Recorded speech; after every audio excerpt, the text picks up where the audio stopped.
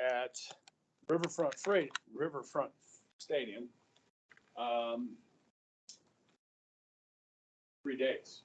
And so I got two of the best teams in the state to come, which would be Blue Valley West, which is defending back-to-back 6A champions, and Topeka Seaman, who's one of the best baseball teams in the state. So I got them. Now I'm trying to fill the rest. Talked to Aquinas, St. James, some of the other best teams in the state. So you're trying to pack this tournament? Yeah, I'm trying to make it like. And then I got 2 games up at a tournament in Lawrence on another day. So let's try and get those 6 games filled and good competition. Can we go for some extra credit? Can we come for some extra credit? No. Okay. As we'll learn today, Mr. Ebright's not going to give you something for nothing. You be sure I on like that support. list. Can we go watch the game? I'll make a poster for you instead of the players. If we could. Yeah, what if we do make a poster? I'll make a date. Hey, listen. Homie, don't play that. Okay. Okay? You understand that language? Yeah. Okay. Hoover. Who is Herbert Hoover? He's elected in 1928, guys. Okay? Now, interestingly, 1928, Hoover versus Al Smith. Okay, Hoover is a Republican or a Democrat? He's a Republican. Remember, those 3 guys back there in the corner, Harding, Coolidge, Hoover, all Republicans. Okay? Now, Hoover running against Al Smith, who's a Democrat from New York City. Okay? Now, Al Smith is a first. The first ever Catholic to be nominated by one of the 2 major parties for president of the United States. Now, you would know the name Al Smith had he won. But he didn't win. So he's lost to history until you come into my class. Okay? Now, Al Smith, one of the big campaign issues in 28, prohibition. We've had it since 1919, now it's 1928. And Al Smith says we need to repeal prohibition. Herbert Hoover says no. That's the devil's juice. We need to keep it banned. Hoover wins. Okay? Now, he takes office in March of 1929. He's in office for 7 months. Stock market crash happens. Did Hoover do that? Did Hoover cause the economy to go to hell in a handbasket in 7 months? No, it's not Hoover's fault. But who's going to get blamed? Look, yeah, the president. He's going to get blamed. Listen, some presidents serve during really quiet times. Some serve during tumultuous times. Yes? And if they handle those tumultuous times well, they get a lot of credit. If they don't, they get a lot of blame. Hoover's going to get a lot of blame. Now, let me tell you who this man is. Hoover is the first president we ever elected that was an engineer. They called him the Great Engineer. In fact, Hoover was orphaned as a child. Worked his way, put himself through Stanford. Studied engineering, got out of Stanford, started his own business, a mining company, becomes a multi-millionaire. During World War I, Hoover used his own money to set up aid stations, aid camps to feed the wounded, to help the wounded from the war with his own money. That's who Herbert Hoover is. Okay? He's a good man, he's a talented man, and he's a self-made man. So one thing you're going to see here, guys, is when the Depression hits, Hoover's not willing to do a lot, just like I said to you. I'm not going to give you something for nothing. Now, I'll help you out. You need some help, I'll help you out. I'll loan you some knowledge. But I'm not going to give it to you for free. This is what Hoover will do. He will loan you money, but he's not going to give you money. Follow me? Now, in 1929, guys, the U.S. government, the national government, was very small. Your interactions with the national government, guys, there's no income tax yet. Or the income tax is just getting started. So you have very little relationship with the federal government. That makes sense. The post office, right? The U.S. Postal Service and the U.S. military. So if you served in the Army, the Marines, or the Navy, or you saw somebody wearing a military uniform, that's the U.S. government. Most people have no relationship with the national government, and it doesn't do much. So when the Depression hits, guys, Hoover's not going to do much. He's going to call on cities and states and charities to help feed the hungry. This isn't like a soup kitchen. Any guys ever volunteer down at the Lord's Diner? And we still have soup kitchens. Okay, this became a very common sight during the Depression. Okay, he brought in business leaders, told the businesses, hey, try and keep your wages up. As our economy is driven by the consumer. So when American consumers are spending money, our economy grows. When American consumers stop spending money, it shrinks. So keep wages up, people have money, okay? They wanted to cut taxes to give people more money, so they would spend it. Remember what the top tax rate was in 1924? They lowered it. After the war, Andrew Mellon, the Secretary of Treasury, wanted to lower taxes, and we did. By 1924, guys, the wealthy tax rate was 25%, which is low. That means the middle class is even lower, and the lower class is even lower. So there's not a lot of room to cut taxes. So any type of tax cut's not going to make a huge difference and really grow the economy. Okay? And then businesses who could no longer sell near the number of goods they needed to stay in business, started going out of business. Now, Mellon, who is now the Secretary of Treasury under Harding, Coolidge, now under Hoover, says, listen, if you can't stand the heat,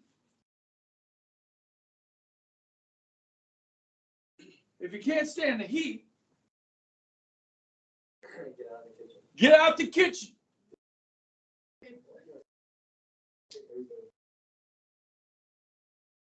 Heard that before, Abram? Heard that before? Can't stand the heat? Get out the kitchen. Okay?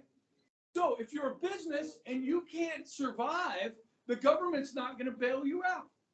So remember, we just talked about 9/11, right? For 3 days, there was no domestic air travel after 9/11.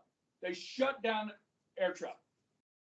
The airlines lost billions. And guys, after 9/11, after they started allowing domestic flights again, people were afraid to fly.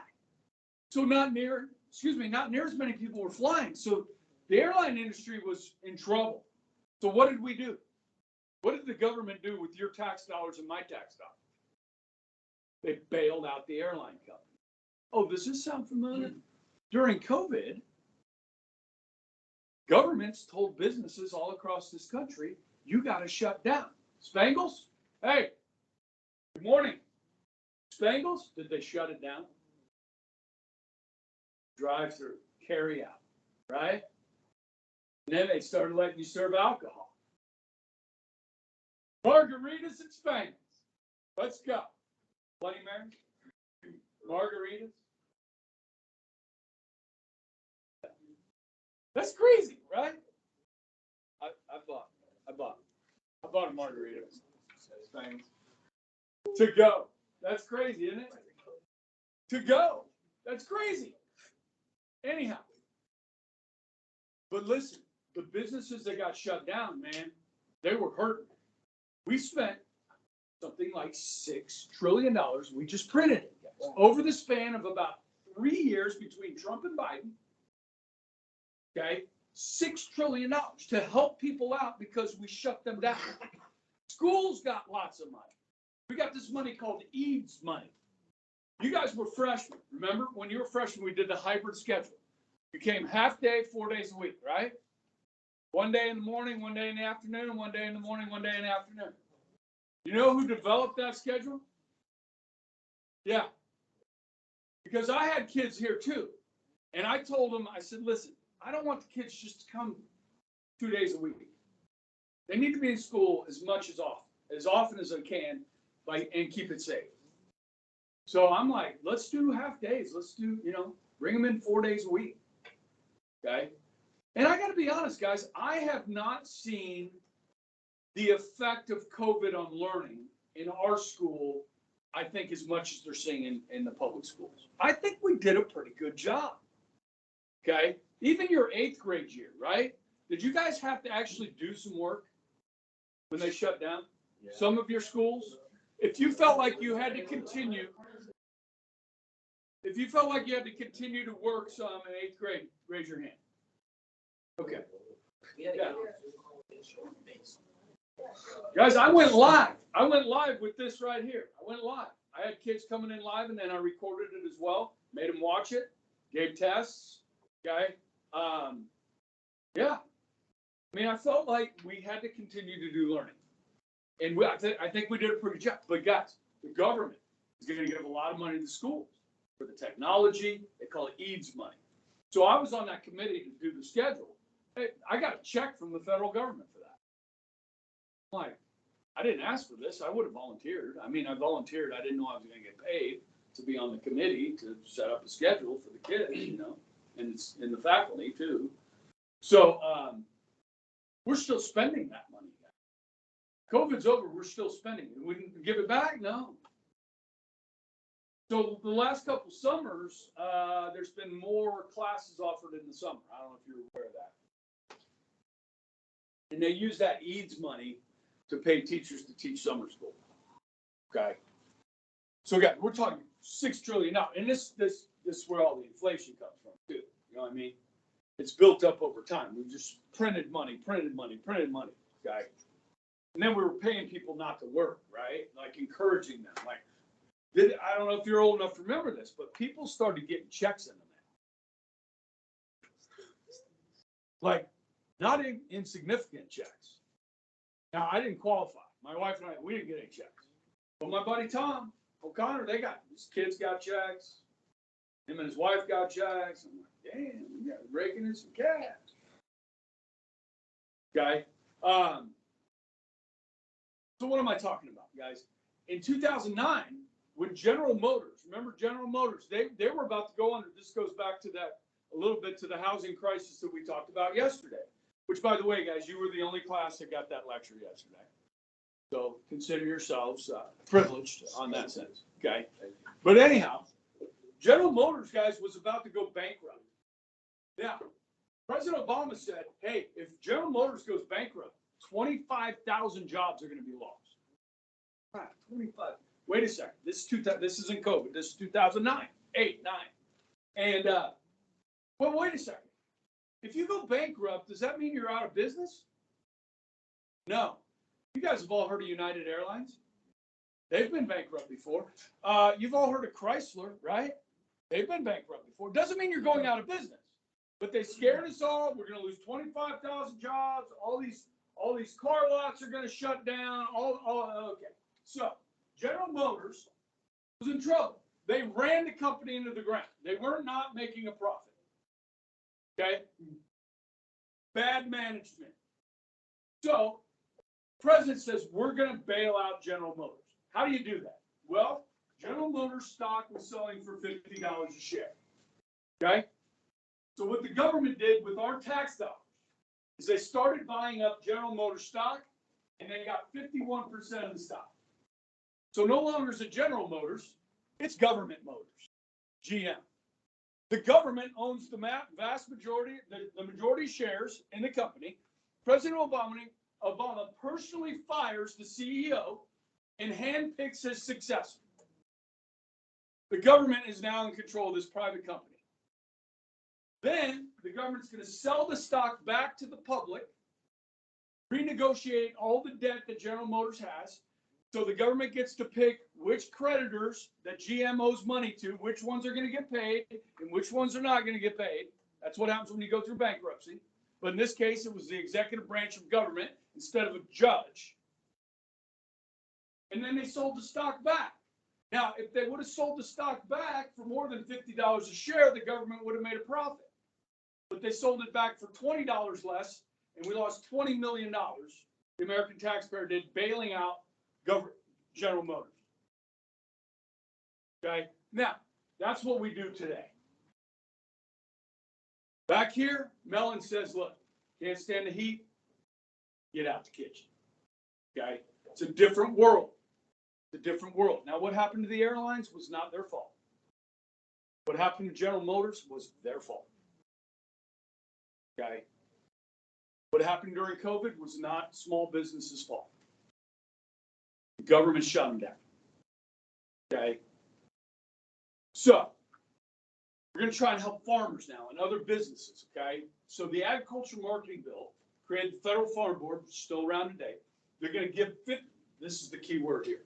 With Hoover, this is the word. He'll loan you money, but he's not going to give you money for nothing. You with me? Okay? So we're going to loan money to farmers to market, to sell their crops, to help them sell their crops.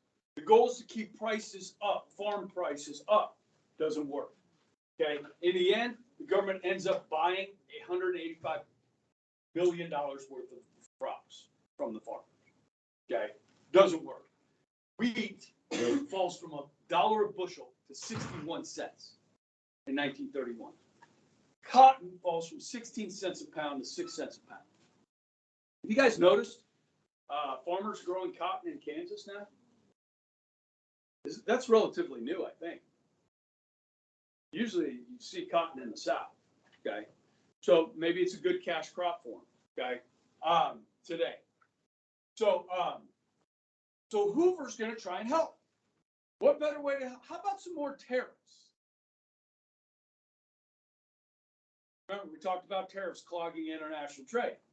So Hoover asked for just a limited revision on the textile tariff to help the textile. This is clothes, bed sheets, this sort of stuff, right? Textile. So Congress says, sure, Hoover, we will fix the tariff on textiles. In fact, we're going to go far further. We're going to pass something called the Holy Smoot Tariff Act. Holy Smoot. Anyone? Anyone? Bueller? Bueller?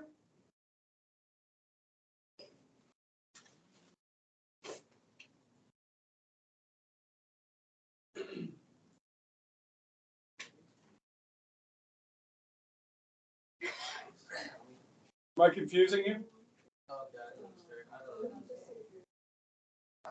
Adams. Here. Adamley. Here. Adamowski. Adamson. Here. Adler. Here. Anderson. Anderson. Here.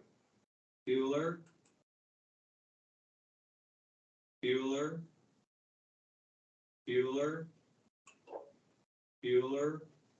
He's sick. My best friend's sister's boyfriend's brother's girlfriend heard from the sky he knows his kid is going with the girl who saw Ferris pass out at 31 Flavors last night. Guess it's pretty serious. Thank you, Simone. No problem whatsoever. Fry. In 1930, the Republican-controlled House of Representatives, in an effort to alleviate the effects of the, anyone?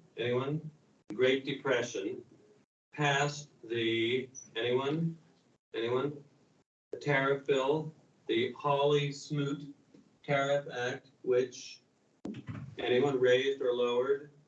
Raised tariffs in an effort to collect more revenue for the federal government. Did it work? Anyone? Anyone know the effects? It did not work, and the United States sank deeper into the Great Depression. Today, we have a similar debate over this. Anyone know what this is, class? Anyone? Anyone seen this before? The Laffer curve. Anyone know what this says? It says that at this point on the revenue curve, you will get exactly the same amount of revenue as at this point, this is very controversial. Does anyone know what Vice President Bush? Okay. Why am I laughing?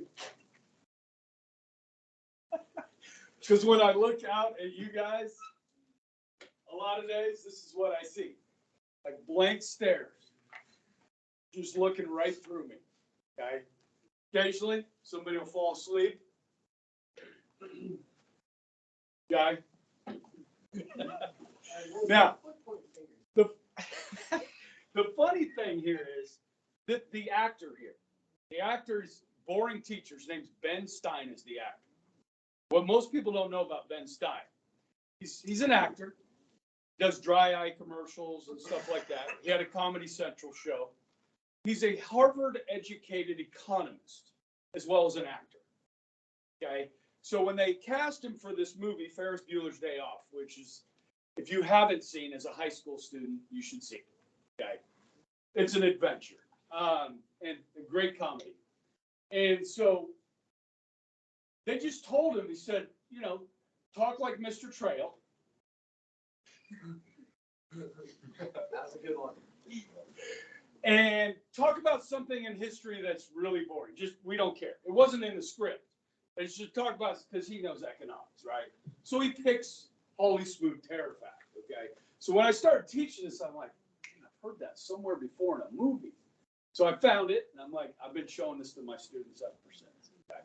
So good stuff, okay? Now, Holy Smooth was not good stuff, okay? It's going to have a terrible impact on our economy, okay? They're going to put tariffs on thousands of items, not just textiles. All he wanted was a revision on the textile tariff. They're coming back with thousands of tariffs. And within 17 months of that, guys, U.S. imports and exports are cut in half. Which means our farmers, which is our number one export is food in this country, is not able to sell its food overseas. It's going to kill the farmers rather than help the farmers. Okay? Now, you start to throw in, along with these kinds of policies, a drought that will start in the early 30s, which becomes known as, of course, what? The Dust Bowl. Okay? Now, the worst year of the Dust Bowl, generally 1935 is considered the worst year of the Dust Bowl. Okay? So this is a little bit prior to that. Okay? It's 1930, 1931, this goes into effect. Okay? And yes, this was Republicans doing this, tariffs, okay? So guys, when I talked about Trump, and I said Trump came in office saying he wanted to put tariffs on Chinese goods because we have a huge trade deficit, like $585 billion trade deficit with China. This is what people thought about, like how bad this was for the economy, okay? So I really struggle with that. I kind of support the tariffs on China, but I also understand that could create a trade war, okay, which could have a negative effect. Okay. Somebody fart. Okay. Smarsh is giggling again. Which means Rand can't handle himself because she's laughing. Okay. Can you see this back there? Whoa.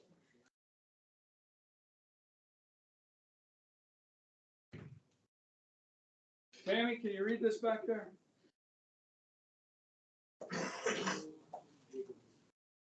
Can you see it? It's not a real good background, is it? I should probably change the background on that slide. Okay.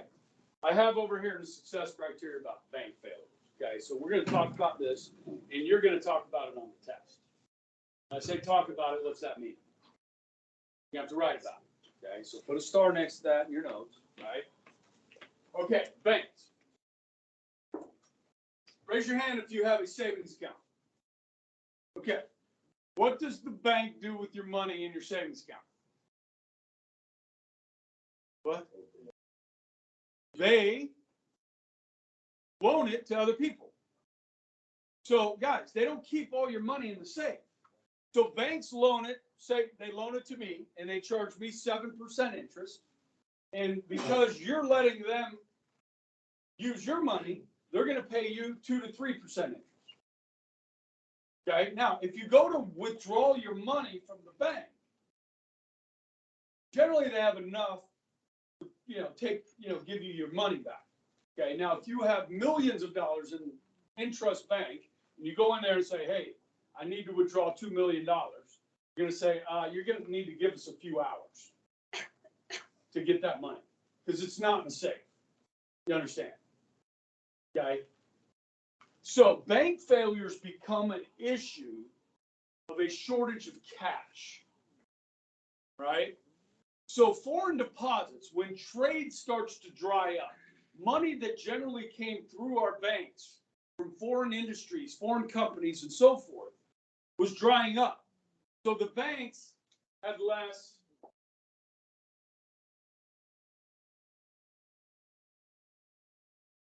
cash. Yeah, cash. Hey, this is supposed to be like a chorus. Okay, so we'll try this again. Remember margin loans? When people borrowed money yesterday, I talked about people borrowed money to buy stocks. And when the stock market crashed and people lost their money in the stock market, they couldn't pay back the banks their margin loans, so the banks had less cash. Good. When you had a mortgage on your house, but you lost your job, and you could no longer pay back your mortgage to the banks had less cash. When you borrowed money for that Model A that Henry Ford made, like millions of Americans did, borrowed to buy now, pay later, and you couldn't pay back your car loan, the repo man came, and you couldn't pay back your loan to the banks had less cash. When farmers who borrowed money for new tractors or even borrowed money for seed to plant that year, and then the prices on crops dropped through the roof, they couldn't pay back their loans to the banks, and the banks had less. Yeah. And when people heard that the banks were running short on, they all ran to the banks to get their and then they ran out of, and then they shut their doors. And you're knocking at the door of the bank. I need to get my money out of the bank. No one's answering. 9 million individual bank accounts were completely wiped out. They never got their money. 25% of all banks in this country will close. There's no FDIC, guys. There's no insurance on your money. The bank closed its doors and you didn't get your money out, it was gone. So it started in the rural communities, like small banks, like Legacy Bank. Started in the small communities and then spread from there. So you can see 1929, 500, 659, it grew, and then down here in 1933, we saw a lot of bank failures. Okay? So many people were left with nothing. Can you explain that to me on the test? The whole thing that you just did with the word? I think, if you need to mention a shortage of cash, right? And when people run to the banks, this is called a run on banks. So everybody goes to get their money at the same time, to run on banks. So like if we all went to Intrust right now, if you had an account there, they wouldn't be able to produce the money. That's a run on banks. Now, then you guys see this movie, it's a Christmas movie. It's called A Wonderful Life. Every time a bell rings, an angel gets its wings. Blake, you haven't seen this? It's the best Christmas movie. I mean, there's good Christmas movies. I mean, the one Elf is obviously a great Christmas. The one with the kid that you'll shoot your eye out. Oh, Christmas Story. Great Christmas movie, right? You watch that every year? No. Ooh. Not a Macaulay Culkin thing. Die Hard. Great Christmas movie. Yeah, man. What's that line? What's your go-to Christmas? Yippee-ki-yay. That's Hans. Yeah, What's your go-to Christmas movie? Like, what's your It's favorite? Wonderful Life. Oh, that's your favorite. Yeah. So the actor in The Wonderful Life is, oh gosh, well, his name. He's a great actor. From that era. I had it first hour. Sorry, it'll come to me. Anyhow, something goes wrong at the savings and loan that he's, his family owns. And he's about to go on this wonderful vacation and he's got like $2,000. He got married. Yeah. And all these kids are coming. All these people are coming to get their money out. He's like, can you just take, $10 this week? Something like that. Okay. And I'll cover it. But so everybody ran on the banks. And when they were done at the end, they had $2 left. Okay. Of his vacation money. He was going to go do this. What he's been planning his whole life. And then he got married. And lived a wonderful life. I think he got married, and that was the honeymoon. Was it the honeymoon money? Okay. Yeah. Good movie. Sweet. Okay. Got a good message. Okay, so bank failure. Run on banks, shortage of cash. Why did we have a shortage of cash? That's what you'll need to tell them. Foreign deposits, farmers, people couldn't pay their mortgages, these sorts of things. Give me a couple reasons why they were short on cash, and then the run on the banks, you get full credit. Bam. Good? We'll talk about this with the review sheet as well. Okay. This next slide, guys, I didn't get very far in the other classes, but I just want to get you opportunity to get these notes down. Oh, actually, I have a video. Yes.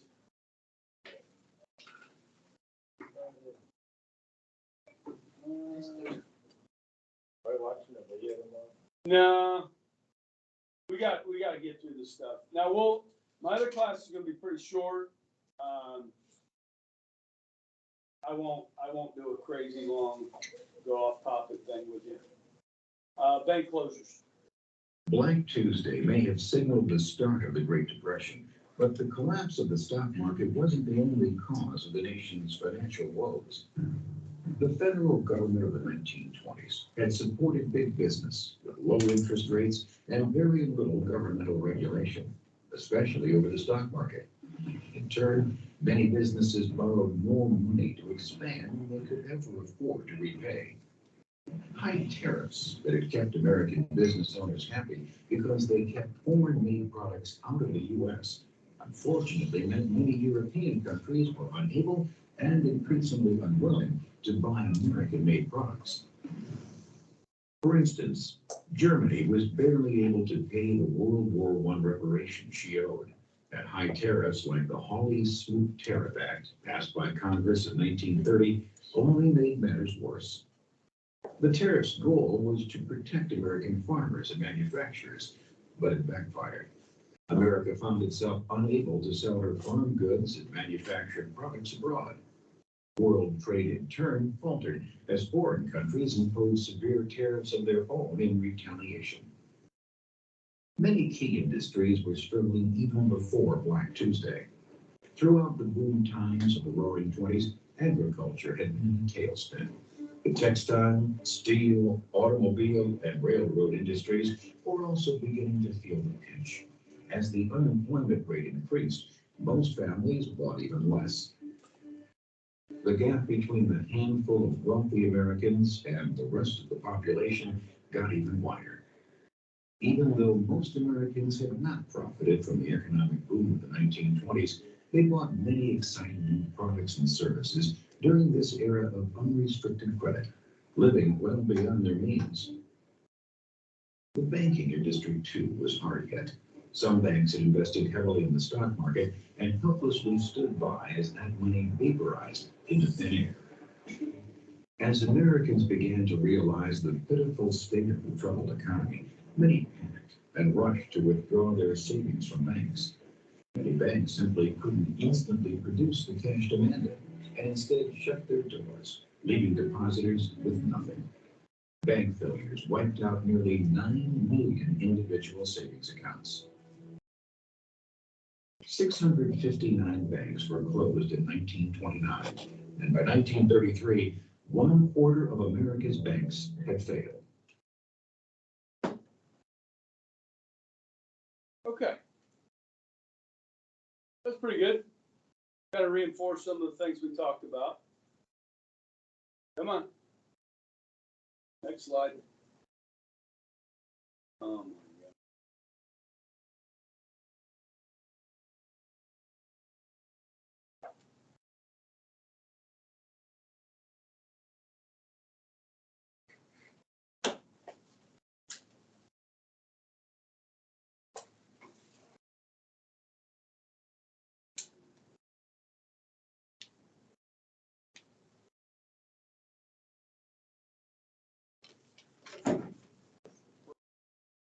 Yeah, right there, hit that button. There we go. Hey, everybody seen this picture before?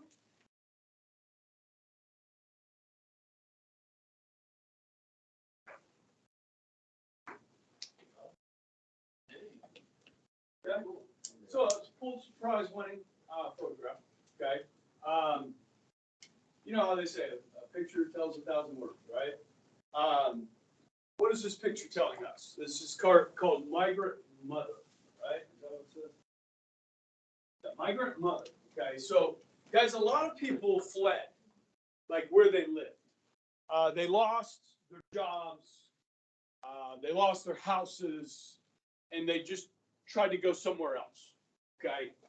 And so there's your migrant. Okay. Now this woman here kind of tells she's been through a lot. What's going through her head? She's got her children huddled around her. You know, what's going through her mind? Like, how did this happen? How did we get here? Or maybe she's thinking about, where do I go from here? What should we do? Okay, so there's a lot of questions surround this photograph, and kind of encompasses the Great Depression in many ways. Okay, so with the economy, guys, things just spiraled downward. All right, so when production slowed down or even shut down, people lost jobs. Then they couldn't buy anything, so more businesses would slow down, and so forth. So severe economic depression happens here, and it spreads around the world. This is a worldwide economic depression. Okay. Now, I'm going to do one more line here, and then I'm going to stop. Okay. Unemployment.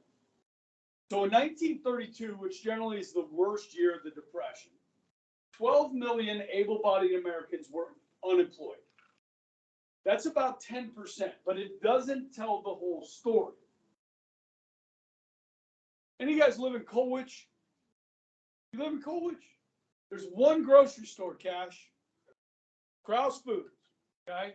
So let's say it's 1932. Krause Foods, the only grocery store in town, has 10 full-time employees. Now, not many people are buying stuff from Krause anymore. They're poor. They've lost their jobs. So Krause says, look, we're going to need to lay off half of our workforce. We have to lay off 5 people. But as you know, in Colwich, almost everybody knows each other. So these are like your neighbors. These are, maybe family. So instead of laying off 5 workers, they make all 10 employees part-time. So they have some income to maybe keep a roof over their head, maybe feed their children, and so forth. So when you say 12 million went unemployed, many worked just part-time. You couldn't find jobs. So people would take whatever they got, whatever they could get. Okay? So that kind of paints a bigger picture for you of the unemployment situation. All right? Now, in the 1930s, guys, if you could not support your family, Who do you think these people blame?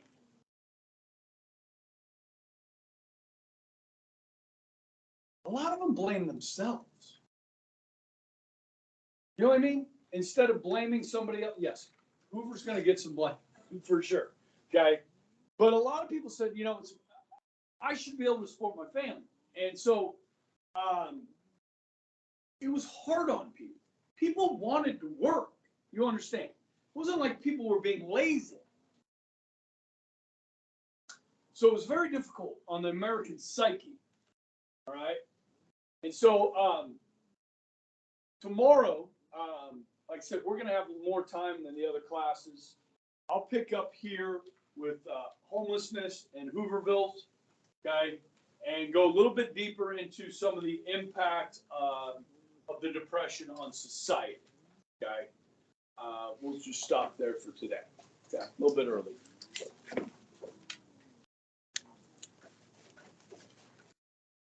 And you guys can